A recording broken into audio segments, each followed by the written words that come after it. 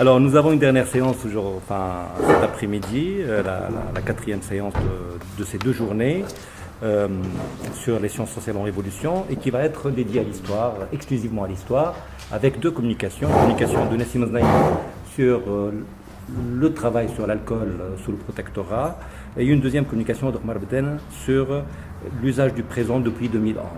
On va commencer dans l'ordre par la communication de Nassim, qui va nous parler de son travail sur l'alcool sous le protectorat. Effectivement, pour ceux qui ne me connaîtraient pas, je finis une thèse actuellement à Paris 1 sur l'alcool en Tunisie sous le protectorat et il se trouve que pendant 2 ans, j'ai été aussi doctorant associé à l'IRMC, enfin j'ai été bénéficiaire d'une bourse de 2 ans de l'IRMC. Et c'est un peu en racontant mon parcours ici même, dans ces lieux, aux Archives nationales, fin mars dernier, que je vais commencer cette communication. Je racontais mon parcours à Emmanuel Laurentin. Emmanuel Laurentin, c'est un journaliste de France Culture qui venait à Tunis pour une émission de France Culture sur est-ce que la Révolution a changé la façon de faire de l'histoire aujourd'hui en Tunisie.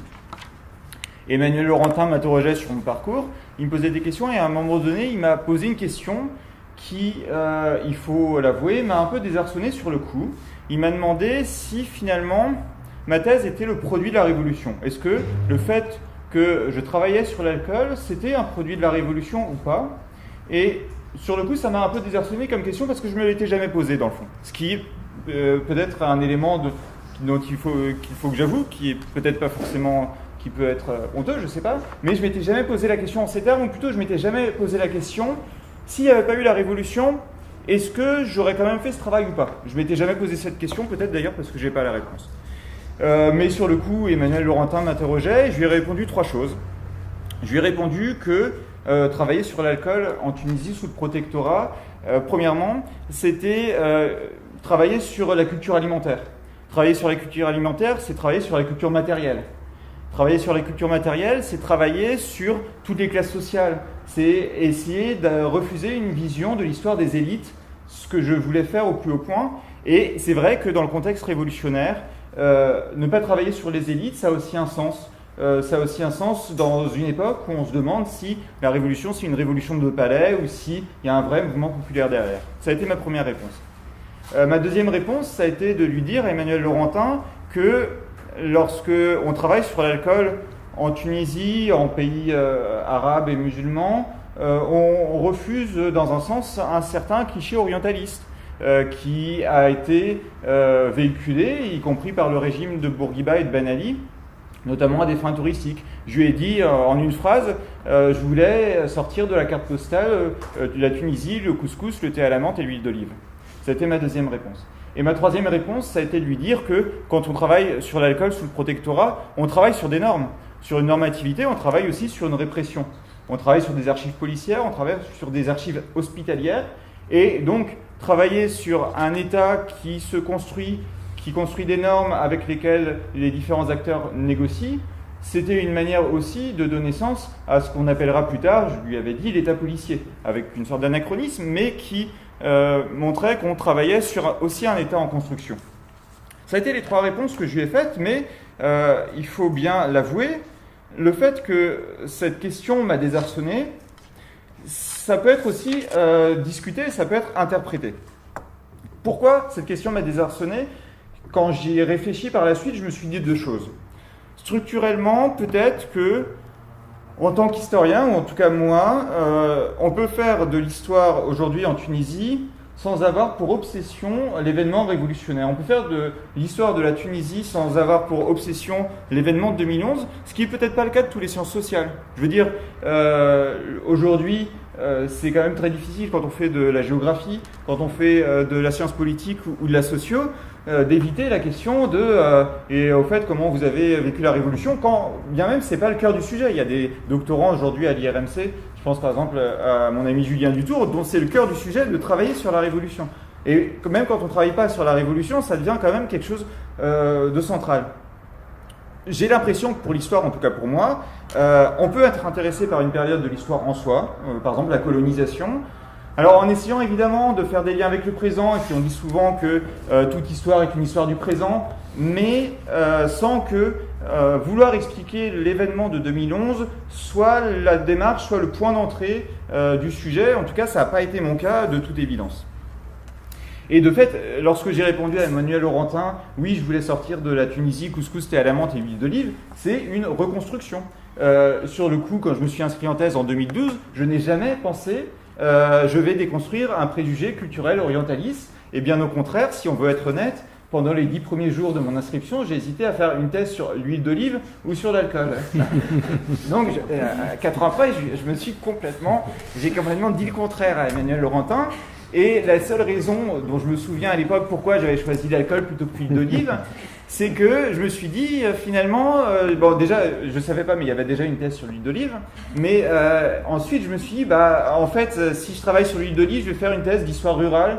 C'est très bien l'histoire rurale, mais j'avais peur que ça prenne le cœur du sujet, alors que l'alcool, ça me semblait plus équilibré. On travaillait sur à la fois les vignobles, mais aussi la répression. Il y avait les problématiques me semblaient plus riches, et c'est la seule raison, dans le fond, pour laquelle j'ai choisi de travailler sur l'alcool. Et donc, finalement, ce que je me suis dit après coup, c'est que structurellement, en tant qu'historien, je suis peut-être le seul doctorant, en tout cas à l'IRMC, à me dire est-ce que j'aurais fait la même chose s'il n'y avait pas eu la révolution de 2011 ? Peut-être que oui. Il faut être honnête, peut-être que j'aurais fait exactement la même thèse. Je n'en sais rien, mais c'est possible, ce qui n'est évidemment pas le cas de tous les autres doctorants. Donc ça, c'était la première raison. Peut-être que structurellement, en tant qu'historien, on est moins rattaché à la révolution. Je ne sais pas, c'est une question que je me pose. La deuxième raison pour laquelle je ne m'étais pas vraiment posé la question d'Emmanuel Laurentin, est-ce que votre thèse c'est un produit de la révolution ? C'est peut-être lié au fait que dans mon champ de recherche, l'histoire de l'alcool, j'ai pas observé de révolution. En tout cas, c'est la première réflexion que je me suis faite, j'ai pas observé de révolution dans mon champ de recherche. Alors, l'histoire de l'alcool, c'est deux choses.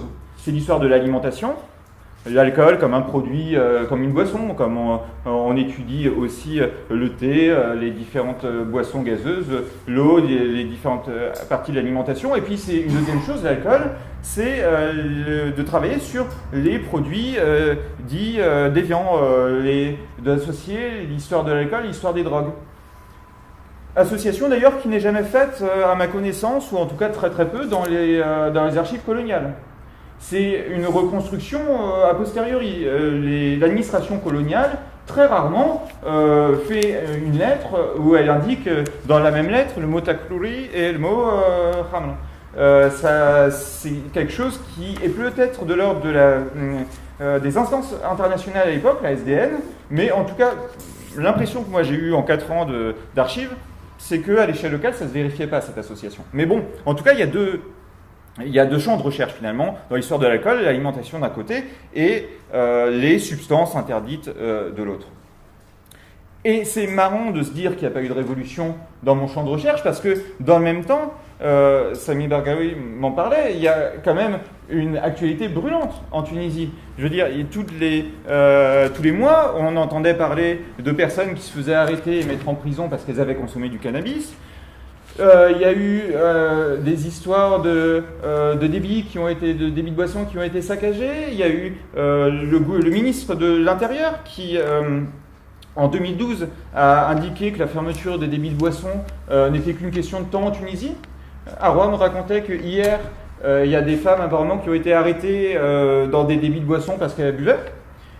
Et on voit aussi un certain nombre d'articles dans les journaux comme quoi, depuis la Révolution, la consommation d'alcool a augmenté de 30% en Tunisie.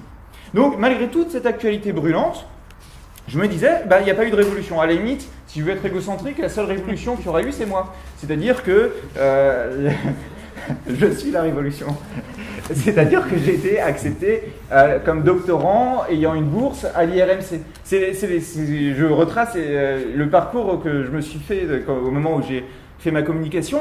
C'est vrai que à un moment donné, une institution, c'était dans l'appel à communication, enfin dans l'appel à candidature. L'appel à candidature, mine de rien, une institution française, le CNRS, a jugé à un moment donné que c'était intéressant d'accepter un historien. Alors, j'ai jamais su pourquoi il m'avait accepté, en vérité. Peut-être qu'à un moment donné, ça me semble évident qu'il y avait une volonté de renouveler les recherches en histoire. Je n'ai pas été le seul historien à être accepté à ce moment-là. Peut-être aussi qu'effectivement, aux yeux de l'institution CNRS, travailler sur l'alcool, ça avait du sens à ce moment-là pour des questions peut-être de normes. de fait, ces questions de normes, je ne les ai pas vues dans les travaux, ou très peu vues, dans les travaux après 2011. Il y a eu des travaux sur, peut-être, de travailler sur la marginalité ou sur les déviances. Je pense, par exemple, à la sortie du dernier ouvrage de Monia Lacheb sur l'homosexualité au Maghreb, qui peut être attaché à des questions de normativité, de déviance et de discussion sur ces normes, mais sur l'alcool et sur les drogues, il me semble n'avoir pas vu beaucoup de choses circuler, alors que, par ailleurs, avant la Révolution, il y a eu une vraie bibliographie. Je pense en histoire notamment, mais pas seulement. Il y a eu une thèse en 2009 de Zineb Majri qui porté sur les marginaux de 1930 à 1956. Une thèse à l'université de Tunis, une thèse en arabe, où dedans, Zineb Majri dit que elle travaille sur les années 30, sur le groupe Tahta Sour, et l'idée aussi de dire que c'est par la consommation de substances dites déviantes, dites illicites, que se définissent les marginaux et finalement qu'ils inversent le rapport de domination en se définissant eux-mêmes comme marginaux, alors que cette marginalité n'est pas imposée par le pouvoir central. C'est moi l'une des idées principales que j'ai retenues de cette thèse-là. Mais il n'y a pas eu que la thèse de Madame Mejri en 2009. Il y a eu des travaux avant. Il y a eu par exemple un article, je le dis parce que je ne suis pas sûr qu'il soit très connu, cet article-là, en sociaux d'Emmanuel Buisson-Fenet en 1999, qui s'appelait « Ivresse et rapport à l'occidentalisation au Maghreb ». C'était un étudiant qui maintenant, je crois, est prof dans le secondaire, qui avait passé un an à Tunis, où il expliquait que lorsqu'il interrogeait les gens qui fréquentaient les bars, il trouvait qu'il y avait un double discours qui était... en tout cas, les gens mettaient en avant beaucoup d'hypocrisie des sociétés arabes face aux sociétés occidentales. Et les gens qui l'interrogeaient, c'était des Tunisiens eux-mêmes. Sociétés occidentales qui étaient idéalisées, qui étaient jugées plus libérales. Et Emmanuel Buisson-Fenet mettait dans son article une certaine souffrance sociale. Et d'ailleurs, à la toute fin, à la conclusion de son article de 1999, il dit franchement, cette souffrance sociale, elle finira forcément par atteindre la place publique un jour ou l'autre, quand on voit les identités multiples aujourd'hui en Tunisie face à la question de l'alcool. En histoire, il y avait eu d'autres travaux. Je pense il y a eu un travail qui, là aussi, est peut-être un peu moins connu, qui est un DEA à l'époque de Monji Ben Mohamed à l'université qui se trouve juste ici, qui n'est pas la Manouba, qui est 9 avril, qui est à 9 avril, qui a travaillé sur les symptômes de la déviance sociale à l'époque du protectorat français. Al-Madahiya, Al-Fasada, Al-Ijtimahi, Zaman Al-Himayat Al-Faransia. Avec dans l'idée, dans son mémoire, il y avait une idée qui avait une objective augmentation de la consommation d'alcool. Alors, il le prouvait en disant qu'il y avait de plus en plus de condamnations. Ce qui pose un peu de problème, parce que, évidemment, c'est pas parce qu'il y a plus de condamnations qu'il y a plus d'augmentation d'alcool. Ça veut peut-être dire aussi que la police fait soit mieux son boulot, soit elle a décidé de changer de norme. Enfin, voilà. Et du coup, il évoquait, face à cette objective augmentation de la consommation d'alcool, une objective réponse qui était la construction de lois prohibitives dans un mémoire qui mettait quand même la déviance comme un fait objectif. Ce qui est discutable. Il y a par exemple un sociologue que peut-être Imed connaît, qui s'appelle Jean-Pierre Castelin, dont l'ouvrage est à l'IRMC, qui a travaillé sur les dockers du Havre, où il explique qu'il y a des gens qui boivent 8 litres d'alcool par jour, mais qui ne seront jamais considérés comme alcooliques, parce que globalement, pour être alcoolique, il faut, selon les normes présentes dans la sociabilité du Havre, il faut à un moment donné renverser une table et se bagarrer pour être considéré comme alcoolique. C'est pas la quantité d'alcool en soi, même s'il y a une évidente... évidemment, ces gens-là ne peuvent pas se passer d'alcool, mais ils ne sont pas considérés comme alcooliques parce qu'ils n'ont pas un comportement jugé déviant. Le travail de Monji Ben Mohamed s'inscrivait aussi dans un travail, alors il travaillait lui sur l'époque du protectorat, avant lui, dans les années 90, il y avait eu aussi Hossein Bojara qui avait travaillé qui avait fait un article sur l'alcool en Tunisie sous la Régence, où il expliquait que cette notion de prohibition dépendait des époques, dépendait beaucoup du contexte historique, que l'augmentation de la consommation d'alcool ne venait sans doute pas de l'époque du protectorat, qu'elle avait lieu avant, dans un contexte d'ailleurs du 19e siècle qui était de changement de normes à une échelle plus vaste, qui est celle par exemple de l'Empire ottoman. Et puis, si on remonte encore plus loin, parce que l'une des commandes, si j'ai bien compris, c'était de remonter aussi, on m'a dit, même à partir du 19e siècle, à l'époque de la colonisation aussi, on se pose des questions sur l'alcool. Alors, il y a des travaux qui, je pense à des docteurs, le docteur Porot, le docteur Pinault, qui parlent de l'alcoolisme chez les Arabes, dans un discours qui est évidemment particulièrement colonisateur, parce qu'ils mettent en avant l'idée que la civilisation est, selon une idée de Norbert Elias peut-être, la civilisation est rattachée au comportement et que le fait d'être modéré est à un degré supérieur de civilité, et ce qui n'est pas le cas évidemment des Arabes que décrivent les docteurs Porot et Pinault. Et puis il y a eu d'autres travaux qui ne mettaient pas au cœur la question de l'alcool, mais qui l'intégraient dans des travaux sur le système répressif. Sadok Boubacar était là ce matin, dans sa thèse, il parle en partie de ça. Abdelhamid Hadia aussi en parle. Bref, c'est une question qui était loin d'être ignorée lorsqu'on travaillait en histoire, notamment sur les groupes sociaux également. Je pense à Christelle Tarot, qui, lorsqu'elle travaille sur les prostituées, elle travaille aussi sur les débits de boissons. Alors, elle travaille plutôt sur l'alcool d'ailleurs que sur d'autres drogues comme le cannabis. Et puis il y a eu aussi j'en finirai là, un article dont j'ignore le nom de l'auteur, je ne l'ai pas vu, qui est sur les pêcheurs des côtes tunisiennes, un article qui date de 1996, qui est présenté à l'IBLA. Et de toute évidence, sur cet article-là, il n'y avait pas de nom de l'auteur.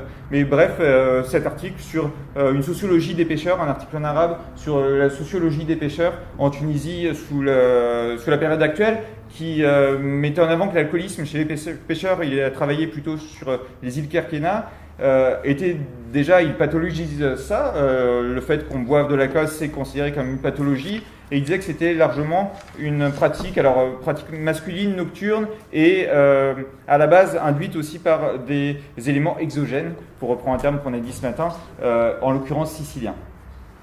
Je vous ai fait cette longue description de travaux qui ont été faits sur l'alcool depuis, je vous l'ai dit, la colonisation, pour essayer de vous mettre en avant une idée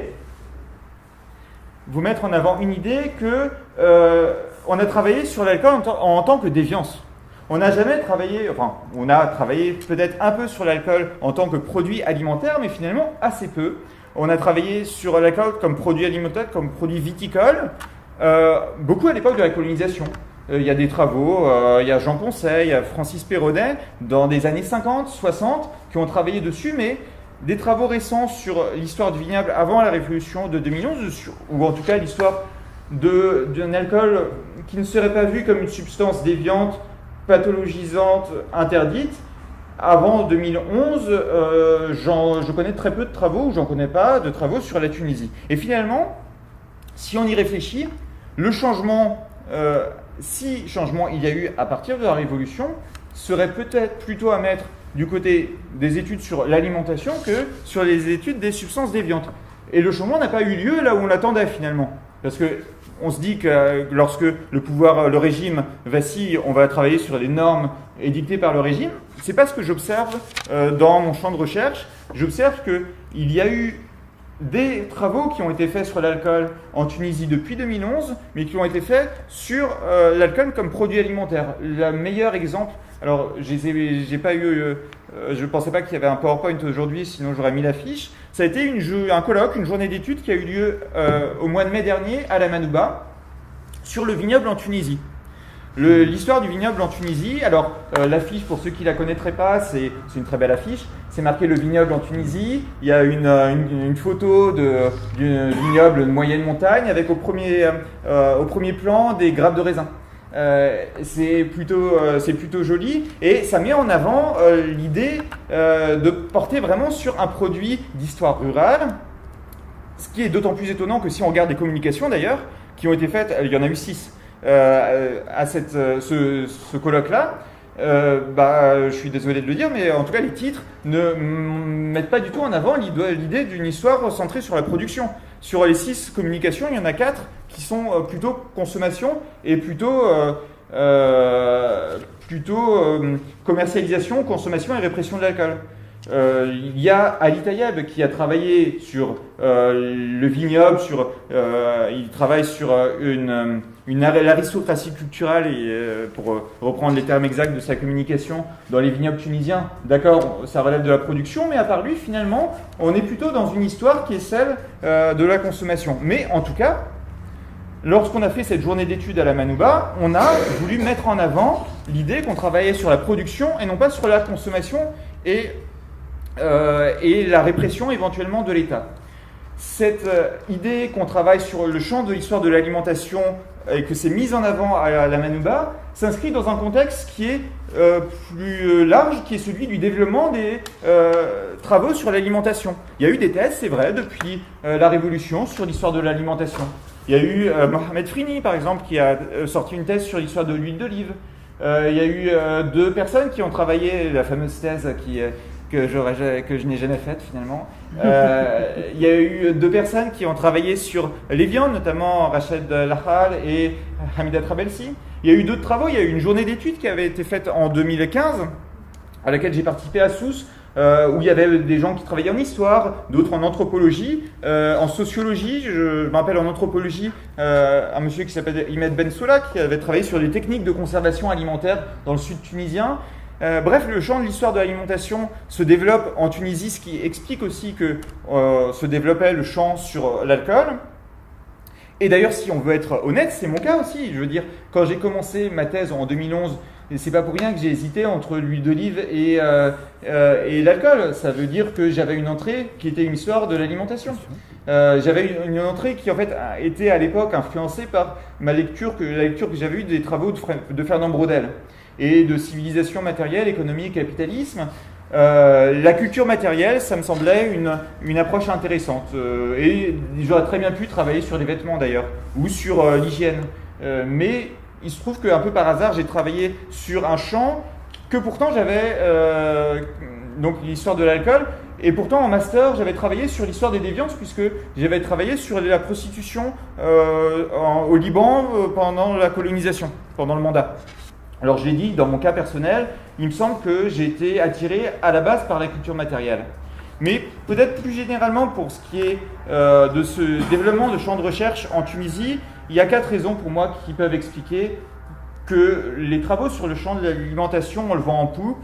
La première raison, elle est peut-être scientifique. C'est-à-dire que quand on travaille sur l'alcool en tant que production, quand on fait une journée d'études sur le vignoble, c'est assez facile de dire, ou sur l'alimentation dans laquelle on intègre des gens qui travaillent sur l'alcool, c'est assez facile de dire qu'on fait de l'interdisciplinarité. Et il n'y a rien de plus, on en avait discuté une fois à Hammamet ensemble, Imed, il n'y a rien de plus consensuel, il faut bien le dire, mais je suis tout à fait pour l'interdisciplinarité, mais il n'y a rien de plus consensuel de dire qu'on veut mélanger les différentes approches des sciences sociales et s'aider de l'anthropologie, de la sociologie, de l'architecture, des sciences politiques quand on est historien. C'est assez facile à justifier de travailler sur l'alcool comme produit alimentaire d'un point de vue scientifique. C'est un discours justifiable. Socialement, c'est la deuxième raison, c'est l'impression que j'ai eue. Ça ne concerne pas tous les travaux. Il ne faut pas essentialiser tous les travaux sur l'histoire de l'alimentation et sur l'histoire de l'alcool, mais finalement, c'est aussi assez facile à justifier de travailler sur l'alcool et sur le vignoble dans la Tunisie d'après 2011 et même d'avant, parce que on travaille sur un roman national qui intègre une des facettes dans un roman national qui intègre l'idée que la Tunisie est une mosaïque de civilisations, un kaléidoscope, une exception d'ailleurs de ce point de vue-là, parce que toutes les civilisations qui se sont développées en Tunisie ont apporté leurs traces. Et le vignoble est une trace d'une des dernières civilisations en date, qui est la colonisation française. Ben voilà, ça se justifie aussi dans ce roman national de dire qu'on travaille sur le vignoble, on travaille sur un des aspects du roman national tunisien, qui est aussi la tolérance, qui est aussi une histoire qui est plurielle et qui intègre toutes les civilisations dans un contexte où les débats sur la tunisianité, sur l'arabité ont été particulièrement mis en valeur politiquement, au moins au moment des élections en 2011 et puis après au moment des gouvernements notamment d'Ennahda. La troisième raison, elle est économique. On en parlait aussi avec Arwa hier. Il se trouve que lorsqu'on travaille sur le patrimoine, et souvent on associe, moi j'ai rencontré beaucoup, il me semble, de doctorants tunisiens, j'ai peut-être pas une idée générale, mais beaucoup de gens qui m'ont dit qu'ils travaillent sur l'histoire et ils rajoutent et patrimoine. C'est facile à vendre économiquement parce que ça permet ensuite de dire assez facilement qu'on veut mettre en valeur les territoires dans une idée de marketing territorial, dans une idée de recherche d'un nouveau tourisme. C'est pas pour rien qu'on fait une journée d'études sur le vignoble à la Manouba et que dans le même temps, il y a une association qui se développe en ce moment en Tunisie qui promeut un tourisme, vous avez dû le voir, sur un tourisme viticole, où on visite les caves, on fait des dégustations et voilà. Et bon, les deux ont lieu dans le même temps, il faut être honnête. Et puis la dernière raison, qui est peut-être la plus difficile à formuler, qui encore une fois ne concerne pas tous les travaux, c'est peut-être que cette histoire-là est peut-être un peu moins coûteuse politiquement, me semble-t-il. Parce que elle surinvestit dans un sens le champ de l'histoire culturelle, de fait de travailler sur l'histoire du patrimoine viticole notamment, ça surinvestit le champ de l'histoire culturelle et ça quitte dans un sens où ça gomme le champ de l'histoire sociale. Et travailler sur un produit qui est l'alcool comme notion patrimoniale, c'est un peu quitter l'histoire des normes, de la transgression, et ça tend à peut-être d'un certain côté nier ou gommer les conflits et les négociations sociales. Ça revient dans un sens à produire une histoire qui est un peu inoffensive, qui est peut-être atemporelle, qui est peut-être ahistorique et qui est peut-être aussi une des caractéristiques des sociétés autoritaires. L'Arbishwira disait ce matin, je n'ai pas l'impression que vous êtes en train de vivre une transition quand il parlait à ses étudiants. Je ne sais pas, c'est une question que je me pose, je ne sais pas si effectivement la notion de patrimoine est associée à la notion d'histoire telle qu'elle est conçue, en tout cas lorsqu'on travaille sur l'alimentation par beaucoup d'étudiants, je ne parle pas de tous les étudiants, je ne sais pas si ce n'est pas une forme effectivement de continuité avec les années Ben Ali. Donc en conclusion, et j'en finirai là, est-ce que 2011 a révolutionné l'approche des études sur les drogues et sur l'alcool ? Ma réponse est globalement oui, mais pas dans le sens où on l'attendait. C'est-à-dire qu'il y avait une actualité brûlante sur les consommations de drogue et d'alcool, c'est évident dans les journaux. Il n'y a pas eu de mouvement dans les sciences sociales, je pense, même si je ne connais pas tous les travaux et peut-être que vous allez m'apporter des éclairages sur certaines lacunes de travaux que j'aurais laissé passer. Il y a eu de fait des nouveaux travaux qui n'existaient pas auparavant sur l'histoire de l'alcool en tant que produit alimentaire. C'est vrai que ça n'existait pas, mais qui, me semble-t-il, sont dans une optique quand même qui reste assez classique par rapport à une approche, à des schèmes qu'on retrouvait également ces dernières années, ou en tout cas depuis une quinzaine d'années en Tunisie. Je vous remercie.